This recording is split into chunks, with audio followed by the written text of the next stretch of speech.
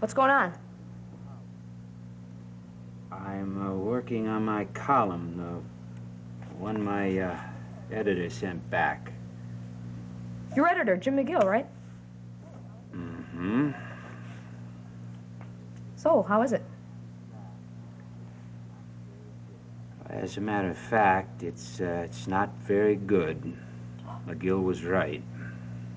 No kidding. No kidding. What's the matter? You don't think I admit it when I'm wrong? Huh? No. The occasion just never came up before, that's all.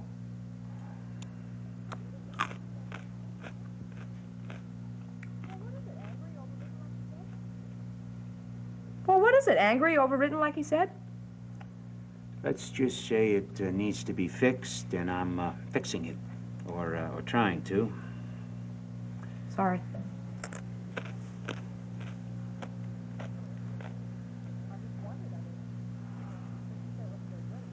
I just wondered, I mean, since you said it wasn't very good, if it sounded angry, because I figured you were ticked off when you wrote it. When I write about corruption in this city, I'm usually a little ticked off. Well, I meant about Marion Thatcher in Washington. Siobhan, it may surprise you to learn that when I work, I focus on my work. I don't think about my wife, or her boss, or her job. I think about mine. Yeah. Unless, of course, there is a distraction in the room, like a mosquito buzzing around or something. Then I usually get up and swat it.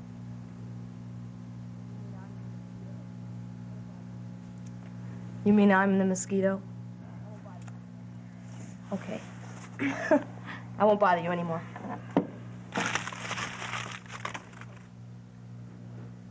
Oh, just helping out.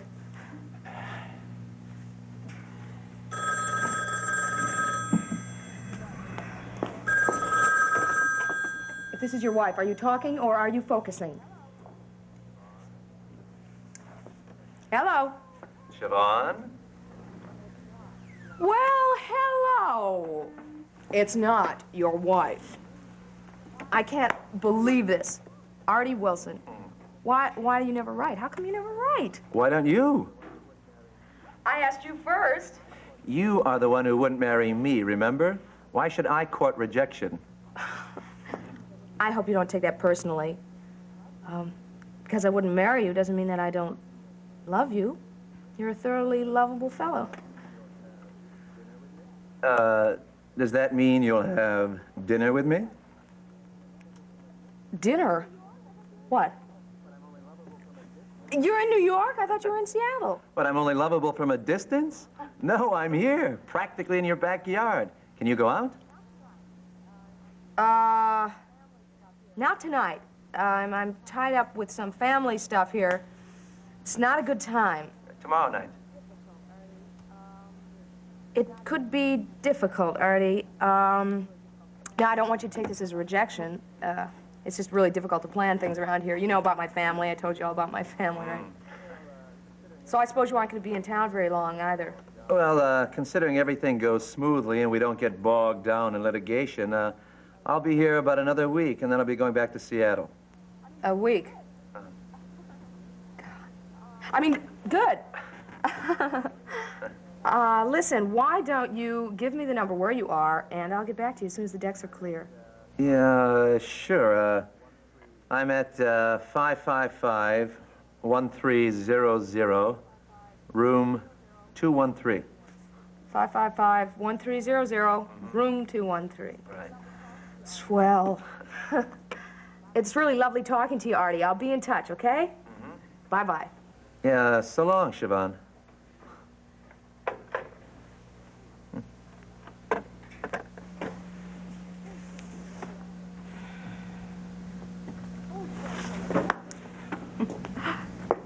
Old friend from Seattle. The sheep farmer? No, not the sheep farmer. I thought the guy who wanted to marry you was a Australian sheep farmer. Jack, I lived in Seattle for 3.5 years. I see. Artie is a lawyer. I lived with him for a little while. He's a clerk for a state Supreme Court justice. Graduated top of his law class, law review. Real prize package. Uh-huh. He's the one who phoned Daddy when I got thrown into jail. He's a real sweet guy. Super social conscience. Since you're so enthusiastic, how come you didn't want to go out with him? You could tell? Just a little. Well, I didn't want to get him to get the wrong idea, start things up again, you know. Uh-huh. Jack, Yeah?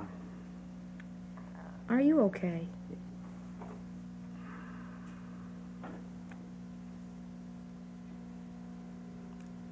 I'm swell.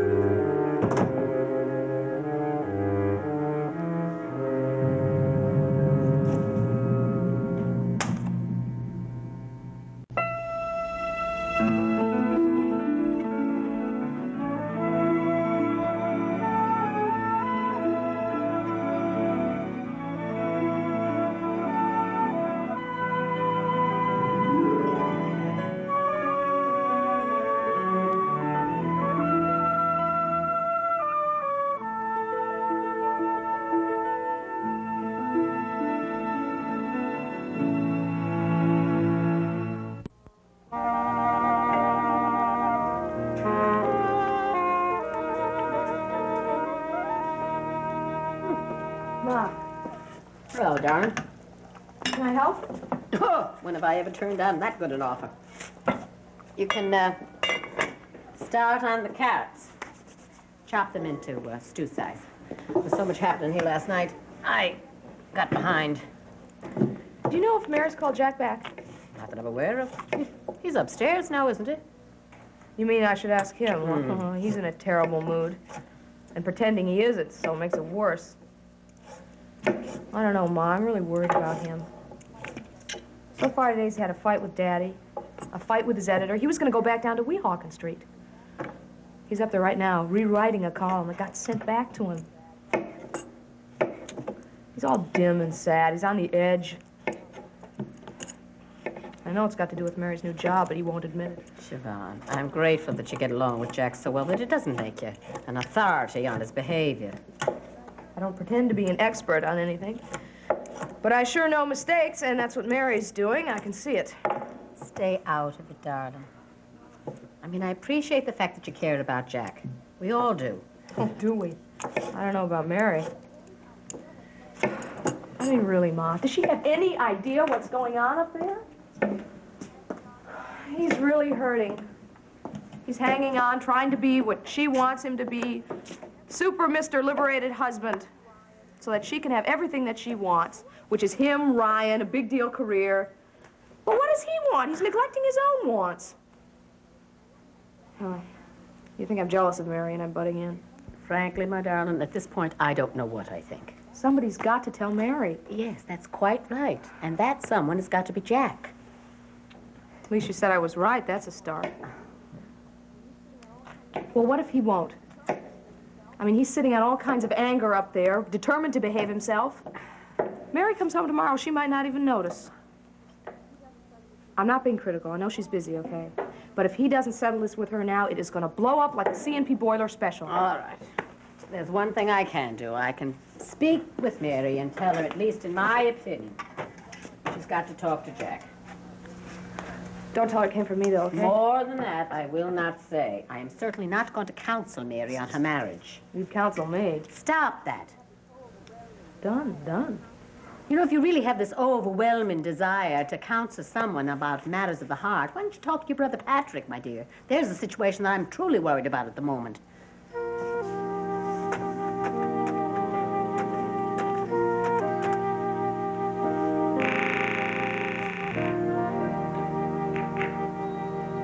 Senator Ryan's office. It's me. I love you. Nan. Yeah. Hello. I just wanted to say that. That, and I miss you, and I can't stop thinking about you. Me too. All the same things.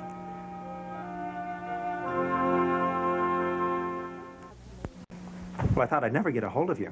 Oh, subcommittee meetings. Every time we came up for air, I went to call you. But I kept missing you. It was awful. Yeah, it was. Now, what did your father say about this morning? Lots. Angry? More sad than mad. And worried, of course.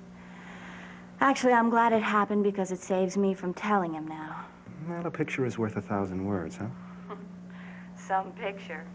Did I have to pick just that moment to kiss you goodbye? Well, did he have to pick just that minute to make his big entrance? Oh, it's done. And, of course, he didn't say anything that wasn't totally predictable anyway.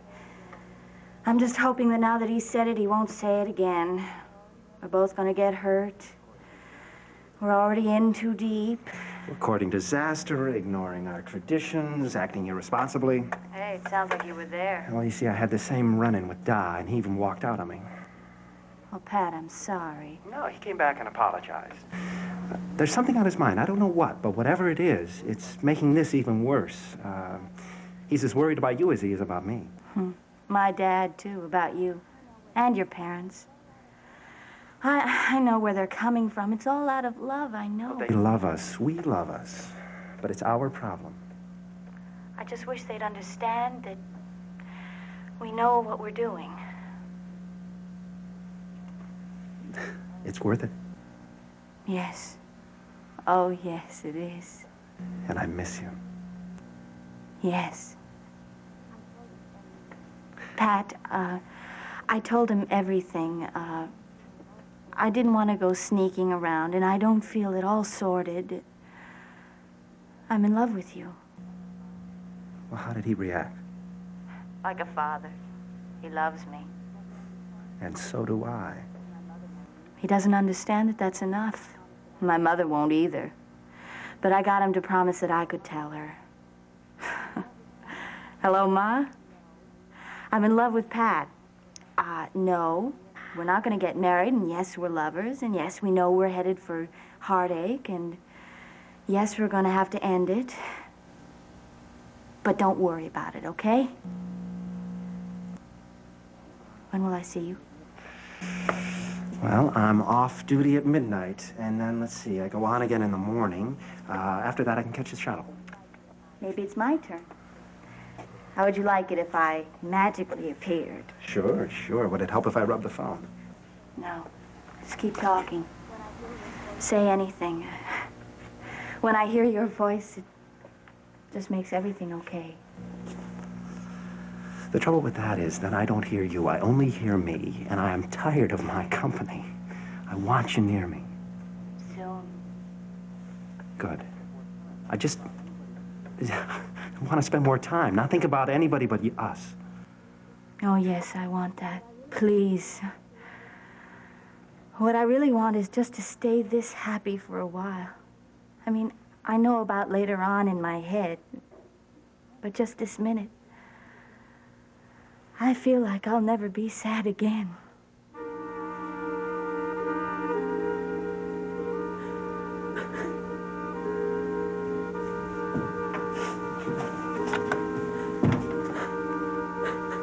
Poppy.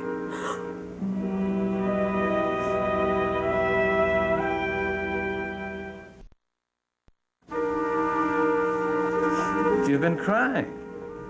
No.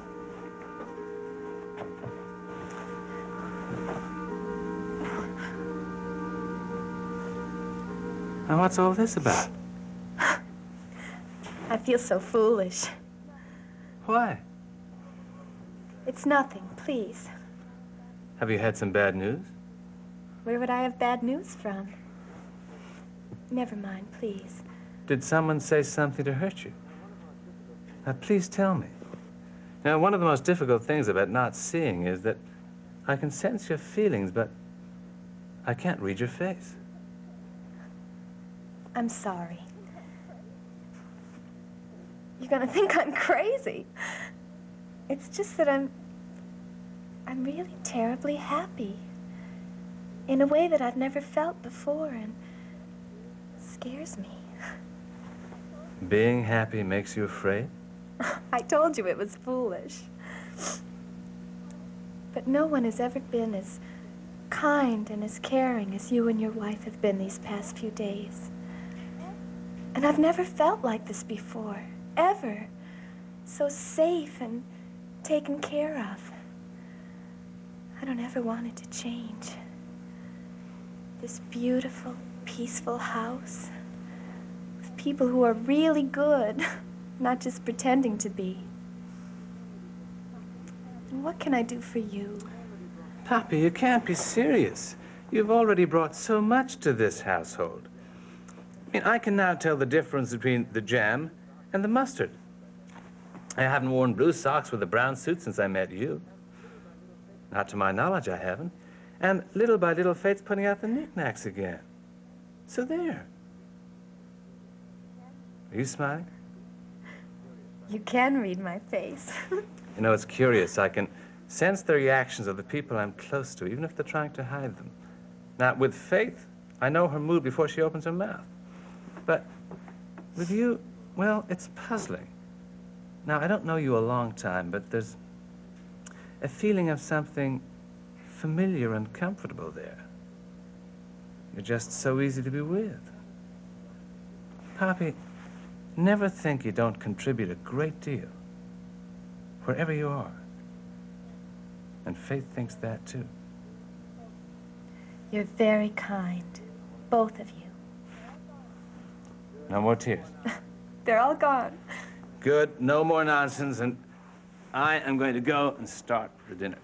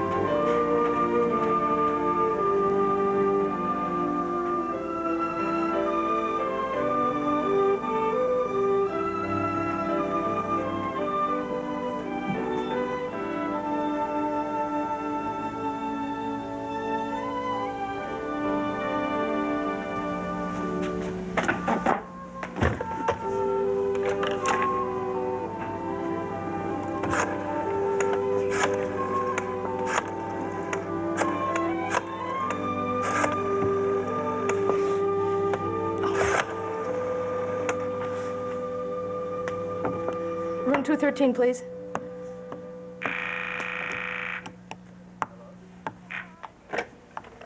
Hello? Artie! Siobhan? Yeah, I'm really glad I caught you. I mean, I thought you might be going out or something, or that you already had, but I'm glad you haven't yet. So am I. What happened? What? What happened? Nothing. It just so happens that everything's fine for tomorrow night. For dinner. It's okay with you still, isn't it? Yeah, sure. Great. Fantastic. Okay, terrific. Well, I'll see you then, up here. Glad you called. Bye. So long.